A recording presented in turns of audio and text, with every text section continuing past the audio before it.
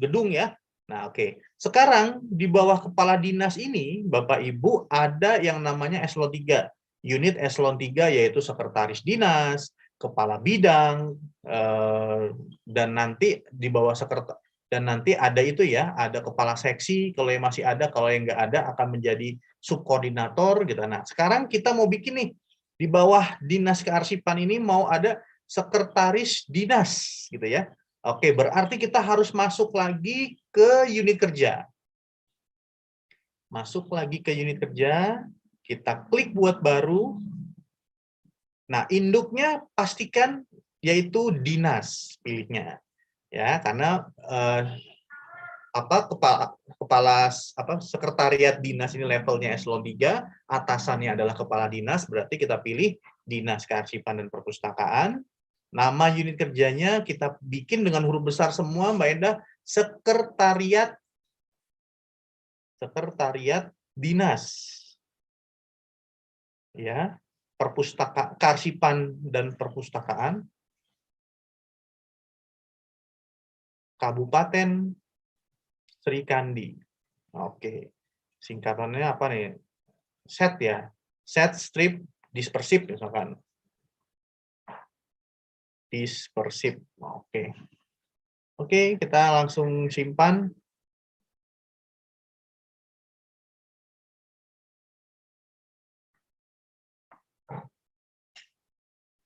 Sudah masuk, Mbak Endah?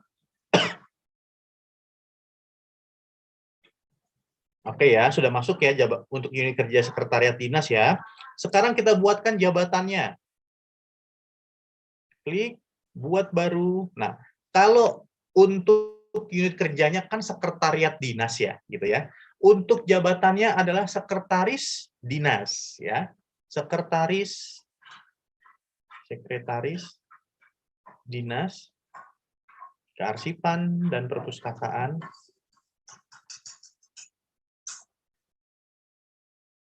Kabupaten Srikandi. Oke. Unit kerja satkernya kita pilih adalah sekretariat dinas. Ya, induk jabatannya nggak usah diisi, kita simpan dulu. Ya. Oke, kita masukkan penggunanya sekarang. Klik pengguna. Oke, nomor induk penggunanya.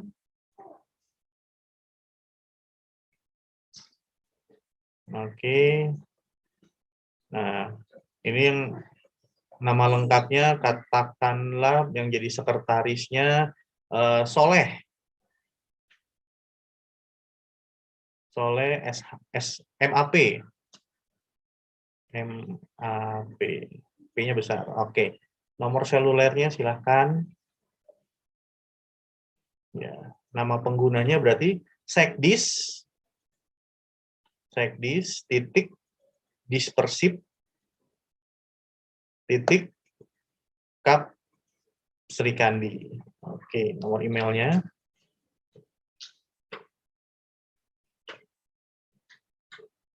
Oke, kata sandinya.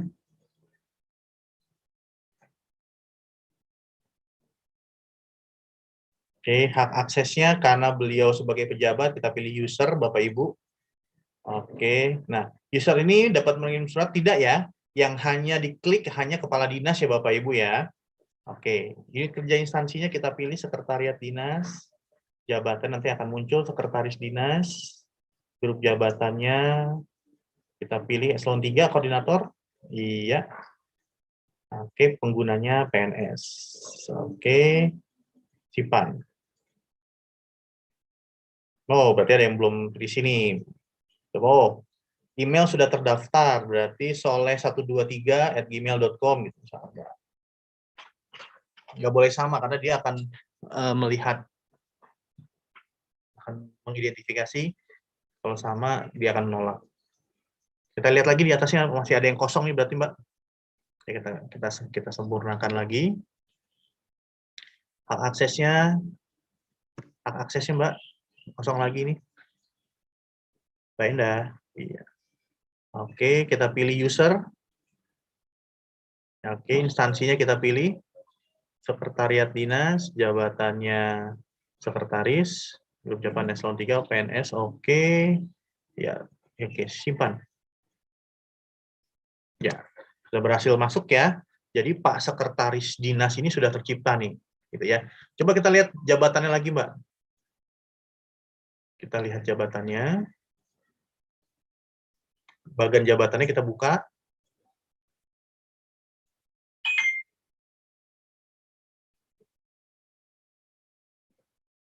Oke.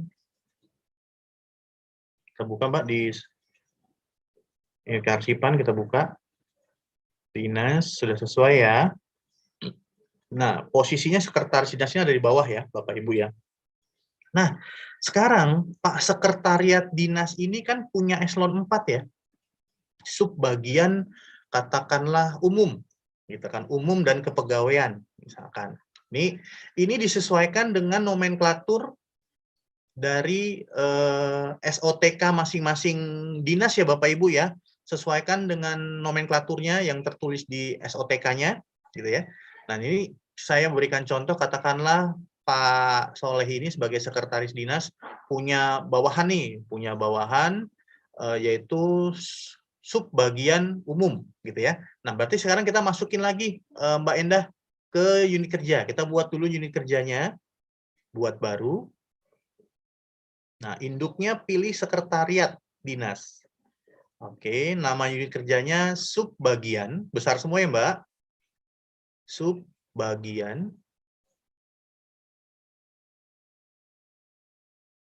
umum dan kepegawaian.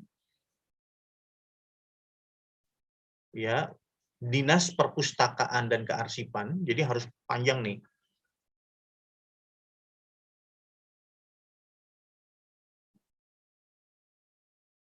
Kabupaten Srikandi. Oke, singkatannya apa? Umpek ya, Umpek. Strip dispersif.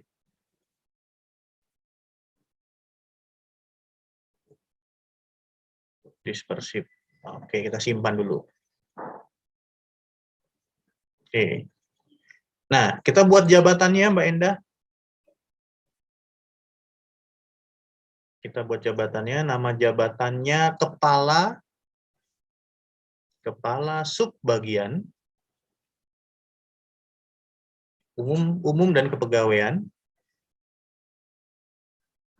Dinas Perpustakaan. Oke, Dinas Kearsipan dan Perpustakaan Kabupaten Srikandi. Oke, unit kerjanya kita pilih subbagian umum. Ya, karena beliau mengisi jabatan di unit kerja itu. Simpan. Oke, nah sekarang kita buatkan penggunanya. Ya, buat baru. Oke, nomor induknya. Nick-nya. Oke, nama lengkapnya siapa?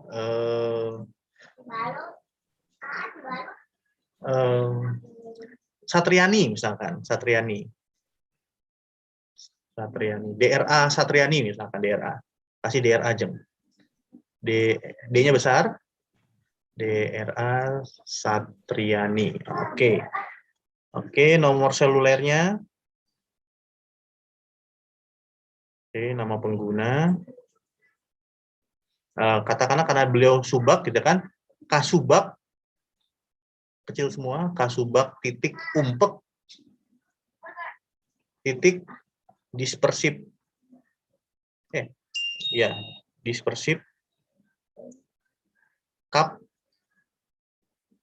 titik kap Srikandi. Oke ya, nanti disesuaikan ya teman-teman ya, Kap Srikandi. Oke, emailnya.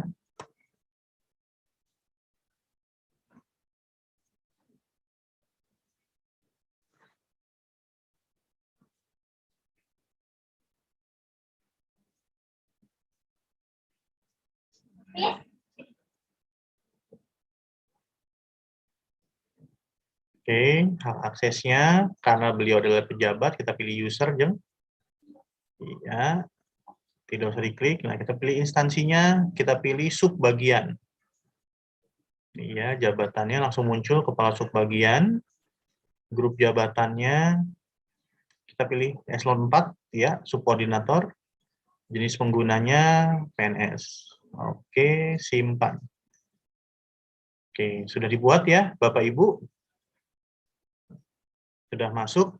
Kita masuk ke jabatan lagi, Jeng. Kita masuk ke jabatan lagi. Kita buka nih bagannya. Kita buka bagannya di bawah, kita lihat nih. Jadinya seperti apa sih, gitu kan.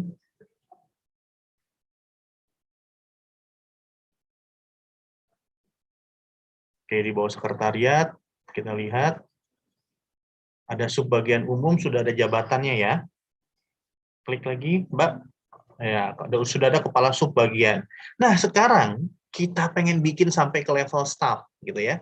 Staff ini ada dua, Bapak Ibu. Staff yang katakanlah dia JFT, dan juga ada staff yang namanya JFU, Jabatan Fungsional Umum, gitu ya.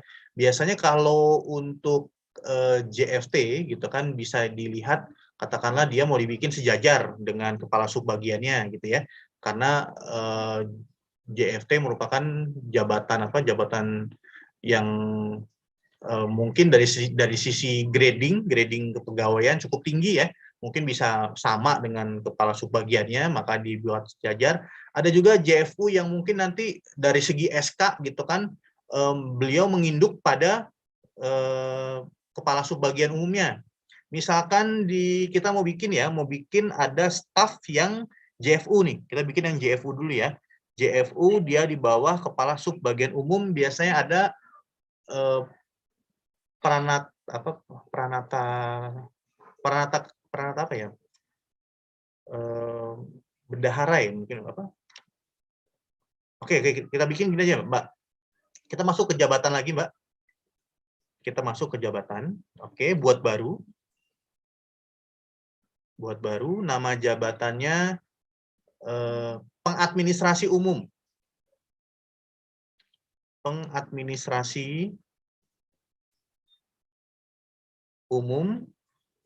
Subak Umpek, umum dan kepegawaian. Oke, dispersif. Tambahin lagi Mbak, kita konsisten dengan dispersif, Dinas Kearsipan dan Perpustakaan, Kabupaten Srikandi. Oke, unit kerjanya kita pilih tadi subbagian umum, gitu ya. Klik. Nah, induk jabatannya kita isi, Mbak Endah. Kita isi kepala subbagian umum. Nanti posisinya jabatan pengadministrasi umum ini akan berada di bawah kepala subbagian umum. Klik. Oke, simpan. Oke, kita isikan penggunanya. Oke, nomor induk pegawainya, oke, nick-nya, nama lengkapnya siapa kira-kira Mbak Endah? Budi lah ya, Budi ya. Budi. Ya, Budi apa? Budi Sanjaya, Budi Sanjaya. Tokoh fiktif ini. Budi Sanjaya kecil ya, Budi Sanjaya. Oke, nomor selulernya. Oke, nama penggunanya apa tadi? Karena dia adalah pengadministrasi umum yang notabene nanti akan bisa dipindah kemana saja, kita menggunakan nama penggunanya pakai nama aja. Budi kecil ya, Budi titik Sanjaya. Oke. Bawahnya emailnya.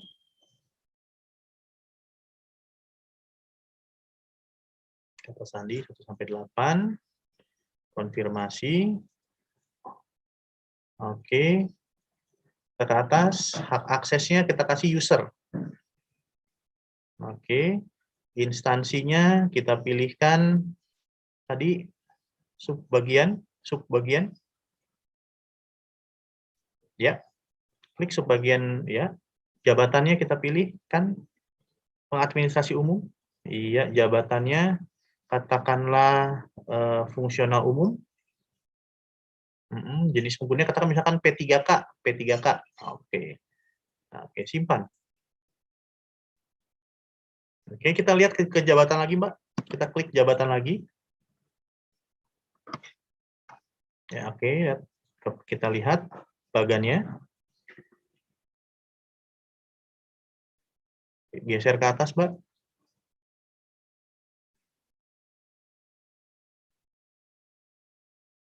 Oke. Kita buka kepala subbagian. Oke, nah, ini kalau seandainya kita klikkan induk jabatannya, maka secara struktural gitu kan Mas Pak Budi Sanjaya tadi berada di bawah koordinasi kepala subbagian gitu ya istilahnya. Pertanyaannya, Pak, kalau ada tiga jabatan yang sama pengadministrasi umum dalam satu subbagian, kira-kira mesti bikin jabatan baru apa enggak, Pak? Nggak usah ya, Pak. Kalau ada tiga gitu kan jabatan yang sudah ada, berarti kita hanya menginputkan penggunanya saja. Tapi kalau jabatannya berbeda, misalkan yang satu adalah Pranata Kearsipan gitu misalkan, berarti harus bikin jabatan baru gitu ya istilahnya. Nah, sekarang kita perhatikan lagi Mbak Endah, kita mau kasih contoh lagi di bawahnya Pak Subbagian Umum ini nanti mau ada itu nih, katakanlah ada Pranata Komputer Terampil gitu ya, yang dimasukkan di bawah Subbagian Umum sebagai katakanlah tenaga untuk IT lah gitu misalkan, tapi dia jabatannya JFT Pranata Komputer Terampil gitu kan istilahnya. Kita posisikannya di mana gitu kan, kita ke atas lagi Mbak Endah. Ya, kita langsung buat jabatan, klik jabatan buat baru. Nama jabatannya apa misalkan? Pranata Komputer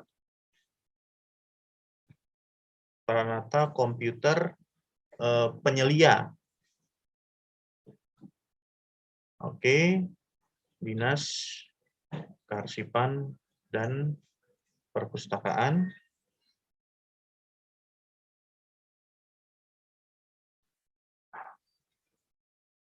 Oke, kita pilih subbagian umum, ini kerjanya.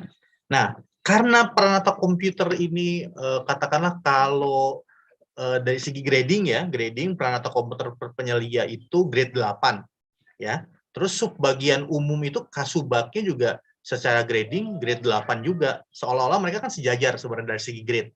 Tapi mereka punya koordinasi gitu kan. Nah, ini tergantung dari masing-masing daerah nih gitu kan. Apakah Pranata Komputer ini bisa diisikan induk jabatannya dalam artian bentuk koordinasi atau tidak gitu kan, dibikinnya dia sejajar. Kalau dibikin sejajar itu ngaruhnya apa, Pak? Ngaruhnya nanti ke disposisi, Pak, gitu kan. Kalau misalkan nanti posisi induk jabatannya Pranata Komputer ini dibikin induk jabatannya adalah subbagian umum, kepala subbagian umum, maka nanti jabatan ini akan bisa menerima disposisi dari kasubag umum, gitu kan. Kalau misalkan dibikin tidak sejajar, maka yang akan bisa memberikan disposisi kepada Pranata Komputer ini adalah kabitnya gitu ya. Katakanlah bikin induk jabatannya kita tidak usah kita masukkan, kita simpan.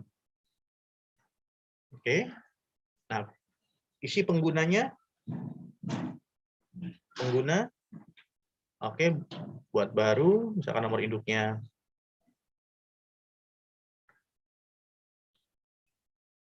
Oke. Nama lengkapnya Gita Norka, dia apa? Gita Norka ya, Megita ya. Nama lengkap Megita Norca. Oke, titik AMD misalkan. Jangan AMD, ST. Oke. Ya, boleh. Nomor selulernya 08 sekian, nama pengguna.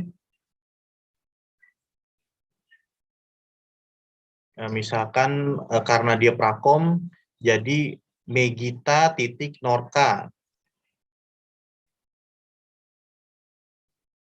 Nah, oke. Dah. Emailnya.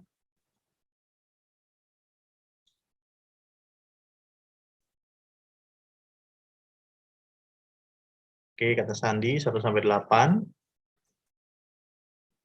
Konfirmasi. Hak aksesnya user juga. Oke, instansinya kita pilih subbagian umum dan kepegawaian. Pilih jabatannya, klik. Nah, peralatan komputer ya. Iya, grup jabatannya JFT, fungsional tertentu. Nah, oke, PNS boleh. Ya, simpan. Oke, kita masuk lagi ke jabatan. Kita perhatikan bagannya, Bapak Ibu, Mbak Endah. Kita lihat lagi jabatannya.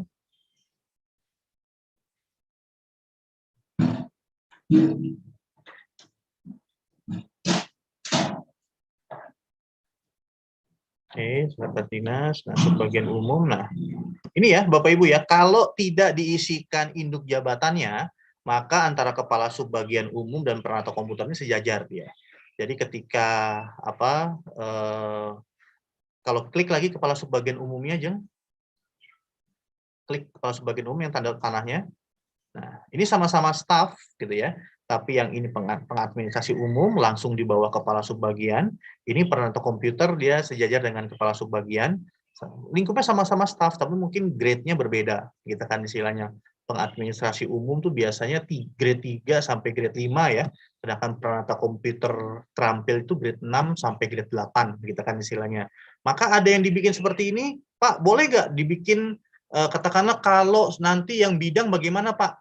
Yang bidang itu kan nanti ada jabatan fungsional umum ya, fungsional tertentu ya semua ya gitu kan. Kayak misalkan saya gitu kan arsiparis muda, ada atasan saya Ibu Sri Wulandari sama-sama arsiparis arsiparis Madya gitu misalkan. Boleh nggak nanti posisinya induk jabatannya saya Pak Pinandita diisikan Bu Sri Wulandari gitu kan, boleh saja, tapi cara bacanya bukan bukan hanya atasan bawahan, tapi koordinasi bentuknya. Karena kalau misalkan nanti biasanya di bidang-bidang ya Bapak Ibu ya, kalau di bidang itu kan kasihnya sudah dihapus, diganti menjadi jabatan fungsional tertentu, dan di bawahnya itu juga nanti akan jadi fungsional-fungsional, maka cara bacanya adalah kewenangan koordinasi, gitu kan istilahnya. Koordinator lah, para koordinator gitu kan. Kurang lebih seperti itu Bapak Ibu. Nah, kunci dari membuat struktur ini perhatikan induknya Bapak Ibu. Kalau Bapak Ibu mau membuat subbagian gitu ya, berarti induknya adalah sekretaris dinas gitu ya. Kalau Bapak Ibu mau membuat sekretaris dinas, berarti pilih induknya adalah dinas kearsipan. Kalau Bapak Ibu nanti mau membuat dinas mau membuat unit kearsipan, gitu kan istilahnya. Perhatikan induknya adalah bupati, gitu ya. Karena terlihat ya Bapak Ibu di sini ya degradasinya ya. Bupati bawahnya adalah unit kearsipan. Unit kearsipan itu ada dinas, dinas itu ada sekretaris, sekretaris itu ada kasubag.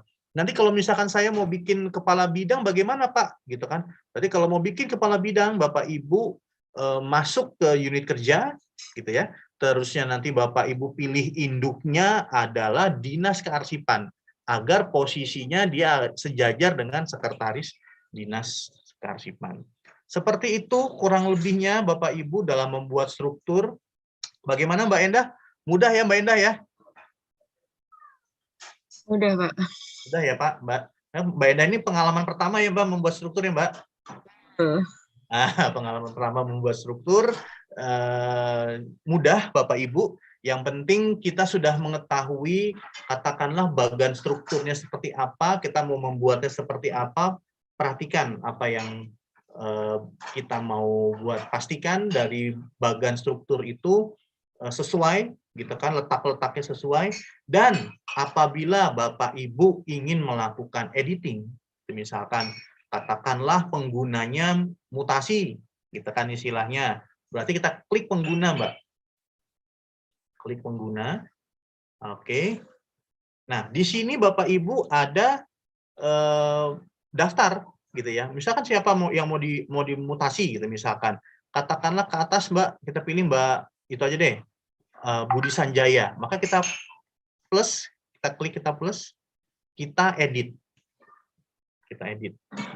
Kita edit. Nah, bisa diedit gitu kan istilahnya, atau bisa dihapus nanti Pak Budi Sanjaya ini akan ditempatkan di tempat yang baru, di mana dia akan berada, gitu kan istilahnya.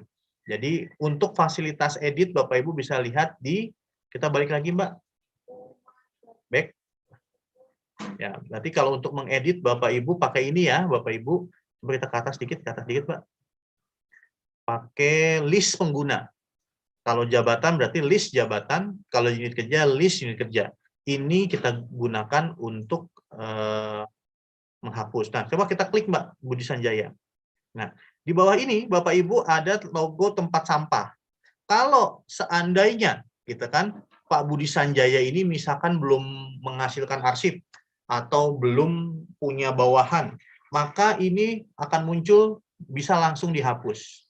Tapi kalau seandainya gitu kan Pak Budi Sanjaya ini sudah punya anak buah lagi gitu kan, ada downline di bawahnya, setelah ada downline lah di bawahnya, maka untuk menghapus Pak Budi Sanjaya ini harus menghapus dulu yang ada di bawahnya Pak Budi Sanjaya, baru muncul. Jadi kalau misalnya kaget Bapak Ibu, saya mau mindahin Pak Budi Sanjaya kok tidak ada lambang tong sampah warna merahnya, berarti dia sudah ada downline-nya, harus hapus dulu downline-nya, baru hapus Pak Budi Sanjayanya. Begitu Bapak Ibu.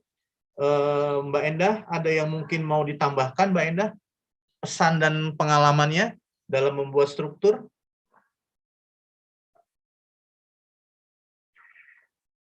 Pembuatan struktur cukup mudah Pak, lebih baik memperhatikan induknya karena sangat berpengaruh nanti dalam penggunaannya. Begitu saja? Pak. Oke, baik. Terima kasih Mbak Endah atas kerjasamanya kita pada kesempatan siang hari ini. Bapak Ibu, mohon maaf kalau saya dan Mbak Endah ada salah pengucapan atau salah perkataan yang kurang berkenan di hati Bapak dan Ibu. Saya ucapkan mohon maaf sebesar-besarnya, Mbak Endah juga sama ya, mengucapkan maaf sebesar-besarnya. Untuk itu selanjutnya acara kami serahkan kembali kepada Mbak Eri selaku moderator. Terima kasih Mbak Eri. Baik, terima kasih kembali kepada Bapak Pinan atas materi yang telah disampaikan dan juga kepada Mbak Endah yang telah berkenan menjadi pendamping pada sesi kedua ini. Hadirin yang berbahagia, selanjutnya adalah sesi diskusi atau tanya jawab. Nah, kami sudah menampung banyak pertanyaan yang diajukan oleh peserta, baik melalui kolom komentar Zoom maupun YouTube. Pertanyaan yang ditampung adalah pertanyaan yang berhubungan dengan tema BIMTEK pada hari ini ya. Pertanyaan pertama, saya ajukan terlebih dahulu untuk Pak Direktur atau Pak Rudi. Ini terkait syarat pengajuan akun Sri Kandi. Apakah syaratnya untuk mendapatkan akun Sri Kandi? Apakah harus mempunyai semua 4 pilar? Dan bagaimana jika daerah belum siap? Seperti itu. Selanjutnya, pertanyaan kedua untuk Pak Pinan ya, langsung saja untuk Pak Pinan. Ini saya mendapatkan satu pertanyaan, bagaimana jika, tunggu sebentar. Jika suatu saat beralih, ini untuk ini ya Pak, maaf, untuk pengguna akun jabatan, jika suatu saat beralih dari struktural ke fungsional, ataupun sebaliknya, bagaimana pemberian nama akunnya? Mohon arahannya, terima kasih. Kepada Pak Rudi, nanti dilanjutkan dengan Pak Pinan, silakan menjawab. Ya, terima kasih Mbak Eri. Bapak Ibu yang saya hormati, kami sudah sepakat bahwa untuk permintaan akun, ya akun Sri Kandi, itu kan kami justru konsepnya kita yang aktif, ya walaupun secara administrasi memang harus ada korespondensi atau surat yang dikirim oleh masing-masing daerah. Tapi insya Allah kami sudah menyiapkan semua dan saya sudah perintahkan semua bahwa untuk akun Sri Kandi itu akan kami siapkan. Tapi untuk 4 pilar tentu pada saat ini Bapak Ibu masih dalam proses semua. Tadi saya sudah sampaikan untuk 4 pilar dalam waktu dekat itu draftnya sudah akan kita bagi kepada Bapak Ibu. Nah, draft yang kami bagi itu tolong dipersiapkan sebagai draft final untuk rancangan peraturan Bupati, Wali Kota, Gubernur di masing-masing daerah. Artinya, kita tidak lagi bicara tentang parsial masing-masing daerah yang mengajukan JRA-nya tidak utuh, hanya sekian atau sebagian atau sepertiga dari jumlah urusan yang dikelola di masing-masing daerah. Karena instrumen itu saling terkait tiga-tiganya, antara klasifikasi, jadwal retensi, dan SKKAD, makanya template-nya juga sudah kami siapkan. Jadi sekali lagi, untuk kita di wilayah Kearsipan Daerah 1, dalam waktu dekat kita akan membagi template semua rancangan peraturan terkait dengan 4 pilar itu. Ya, silakan nanti Bapak Ibu mempersiapkan untuk membuatkan bajunya, rancangan perbubnya, materi muatannya atau isinya itu sudah ada sesuai dengan apa yang kami bagikan nanti. Jadi sekali lagi, segera akan kami bagikan ya akun Sri Kandi untuk semua daerah, dan tapi sebagai syarat formil tetap harus bersurat, jadi tidak harus menunggu dulu 4 pilar pengolahan arsip dinamisnya itu ditetapkan, tapi segera saja bersurat karena 4 pilar itu juga akan menjadi bagian dari kerjasama MOU kita dengan Kemendagri. Jadi nanti akan kami bagikan. Tapi jangan ditetapkan dulu. Jadi draft yang kami bagi nanti, tolong disiapkan rancangan peraturan bupati, tapi masih rancangan. Ketika Menteri Dalam Negeri sudah menetapkan klasifikasinya, otomatis kita akan menyandingkan dengan dengan JRA dan SKKAD-nya. Begitu Mbak Eri dan Bapak Ibu yang tadi mengajukan pertanyaan. Terima kasih. Baik, terima kasih Pak Rudi. Selanjutnya langsung saja Pak Pinan untuk menjawab pertanyaannya tadi terkait nama pengguna akun jabatan jika suatu saat beralih dari struktural ke fungsional. Itu bagaimana pemberian nama akunnya? Oke, baik, terima kasih Mbak Eri. Untuk pemberian nama akun, ini terkait dengan arsip-arsip yang nanti akan tercipta ya Bapak Ibu ya. Ketika kita memperoleh jabatan struktural gitu ya. Nah, aplikasi Sri Kandi ini semua arsip terkait jabatan gitu kan akan ikut di jabatan. Jadi ketika nanti pejabatnya diganti, katakanlah mutasi gitu kan, yang akan diganti adalah akun penggunanya.